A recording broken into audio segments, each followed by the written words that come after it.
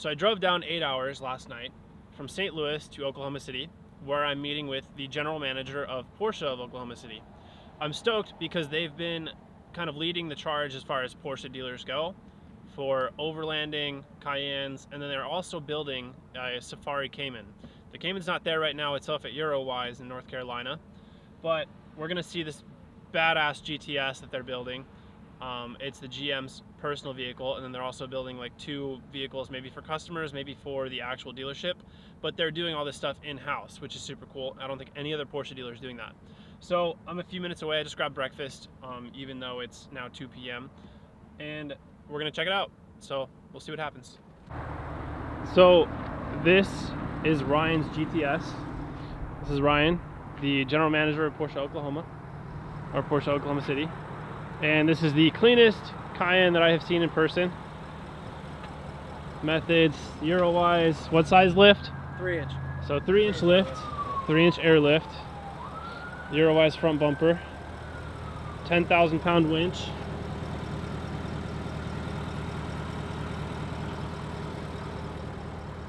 It's not completely done yet. The rock sliders, super cool side graphics. Side exit exhaust. It's a little bit quieter than mine on the S because he's got some mufflers on it. The Eurowise hitch carrier. He opted for the Rotopax scans. And the Eurowise roof rack. This thing's pretty sweet. So at the Range Rover dealership next door, they have an obstacle course that they take the new cars on to show customers. I'm about to take the Cayenne on it. So the Land Rover course, as you can see, there's an up and down, side to side, and a few little rocks. This will be interesting.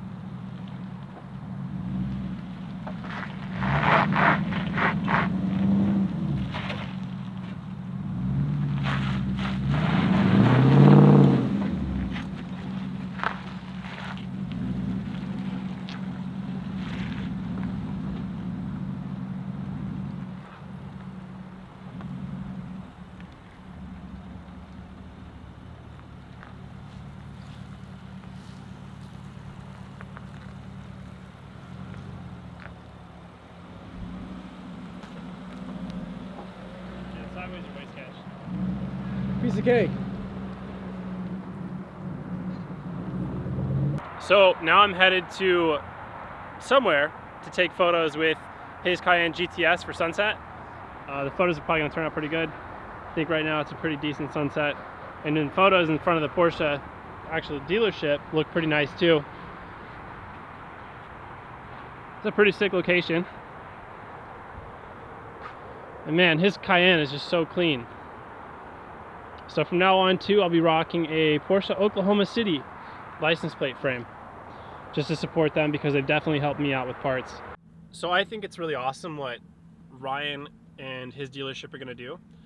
They want to be doing commission builds kind of for Cayennes, but on top of that, they want to just be doing regular installs and then also stocking and selling parts for Eurowise.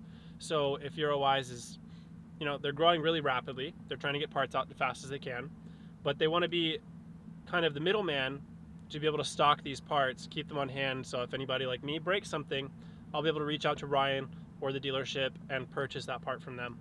And I think that's really cool. And I think, so in 2022, Porsche is going to be pushing really hard for off-road vehicles. They're coming out with a 911 Safari from the factory, supposedly, from what Ryan said. And I think that'll be sick. But if Porsche is really embracing this, it's going to be awesome, and there's going to be so much more of a market for this, because many of the people getting into this don't really have budgets, and they're able to buy whatever parts they want at whatever cost they want, and they can spend 100K on a commission 957 build. So I think it's really sick, and I'm glad to meet Ryan, and I'm about to start like this 8-hour drive to Denver too. So we'll see how it's going to be. I'm going to be camping there in probably negative temperatures again, just like I was the last time I came through on the way to Missouri. Thank you guys so much for watching.